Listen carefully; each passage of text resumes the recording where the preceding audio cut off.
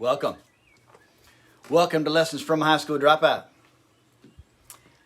This is a live version today. I'm going to take a live version and convert it into the podcast today. I thought I'd do this just rather than save me time. I can download and make this pretty quick and easy.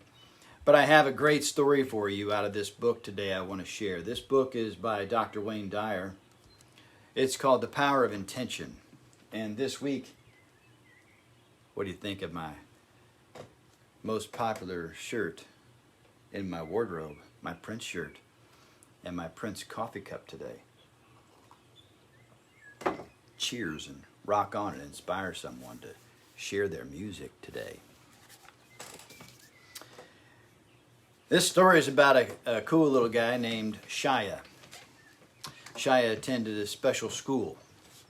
In Brooklyn, New York, Cush is a school that caters to learning disabled children. Some children remain in Cush for their entire school career, while others can be mainstreamed into conventional schools. At a Cush fundraiser dinner, the father of a Cush child delivered a speech that would never be forgotten by all who attended. After extolling the school and its dedicated staff, he cried out, "Where is the perfection in my son Shia? Everything God does is done with perfection. My child cannot understand things as other children do. But my child cannot remember facts and figures as other children do. Where is God's perfection?"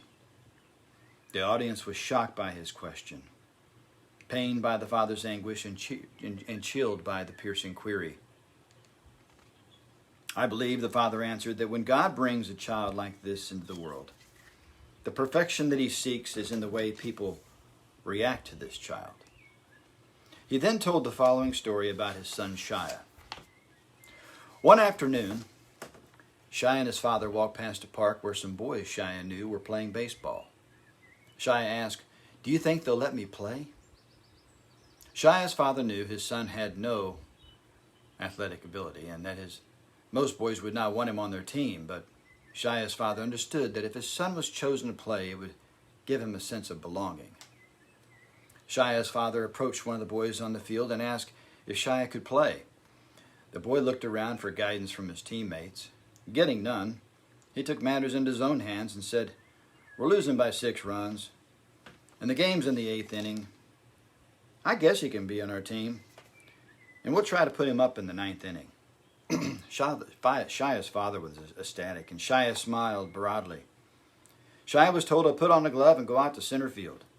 In the bottom of the 8th inning, Shia's team scored a few runs but was still behind by 3. In the bottom of the 9th inning, Shia's team scored again. And now with 2 outs, bases loaded, and the potential winning run on base, Shia was scheduled to be up. Would the team actually let Shia bat at this juncture and give away their chance to win the game?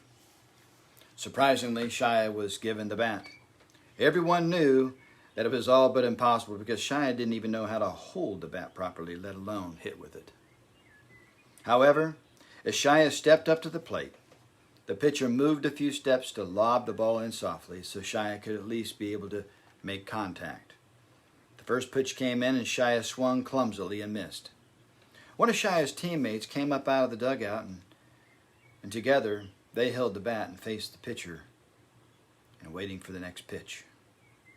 The pitcher again took a few more steps and tossed the ball slowly towards Shia. As the pitch came in, Shia and his teammate swung the bat, and together they hit a slow ground ball to the pitcher. The pitcher picked up the soft grounder and could easily have thrown the ball to the first baseman. Shia would have been out, and that would have ended the game. Instead, the pitcher took the ball and threw it on a high arc to right field, far beyond the reach of the first baseman. Everyone started yelling, "Shia, run to first, run to first!" Never in his life had Shia run to first. He scampered down the baseline, wide-eyed and startled. By the time he reached first base, the right fielder had the ball. He could have thrown the ball to second base, who would then tag out Shia, who was still running. But the right fielder understood the intentions of the pitcher. So he threw the ball high and far over the third baseman's head. Everyone yelled, "Run to second! Run to second!" Shia ran towards second as the runners ahead of him deliriously circled the bases around towards home.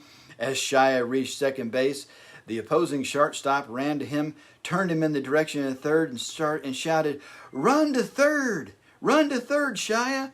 As Shia rounded third, the boys from both teams ran behind him screaming, "Shia, run home! Shia, run home!" Shia ran home and stepped on home plate. All 18 boys lifted him on their shoulders and made him the hero, as he had just hit a grand slam and won the game for his team. That day, said his father, with tears now rolling down his face, those 18 boys reached their level of God's perfection. Beautiful story. It's a story that hits a lot of ballparks. Let's make that clear. It's a story that actually hits the ball field probably more often than you might think. And I'll tell you why. You see, I can tell you why as I touch my tooth. Because when I was about 9 years old, that was me. I wanted to play, and I got on a team. But then when I was on the team, I was out getting ready to get to practice. We were all practicing at the ball field one day, and me and some of my buddies were practicing before the coach got there. And it was a new coach, never had this coach, so we didn't know who he was, but he was a new coach, and all we knew, we were nervous. We wanted a good coach. We wanted someone who was, had our energy. A couple boys were there, and they were looking to see if they could play too. And they were much smaller. They was probably 6, 7 years old, and we were probably 12 at the time. And so I stepped up and I welcomed them in to play with us. And some of my buddies weren't so happy. I was like, these guys know how to play a while, that type of thing, right? Well, while I was there helping these two boys learn how to swing a bat, right? It was kind of nice. We had some pretty good times until one of those bats, came flying out of the little boy's hand and smacked me right in the tooth and gave me this small little chip, small, tiny little chip on my tooth for a number of years. And then you never really saw it. It was only something I knew. And somewhere about 12, 15 years ago, maybe, it fell loose and caused a little gap there. And it reminded me of how that little fracture in my tooth happened. I had to have it repaired, but it happened from me stepping up and trying to show a young boy. And all I'm trying to do at Lessons from High School is step up and share lots of kindness, lots of love, and tell some great stories that might move you and others to a whole new place in their life. Listen, be intentional with your kindness this week. Practice it. It's a wonderful, wonderful, wonderful exercise for all of us. Because when I do it, it goes out into the ethers. And who knows? Some little boy on the other side of the world, in another country, is inspired to raise up the young boy and get him a glove to go to center field and stand next to him and teach him how to swing the bat. It's a good story. I hope you've enjoyed it. I hope you'll share it.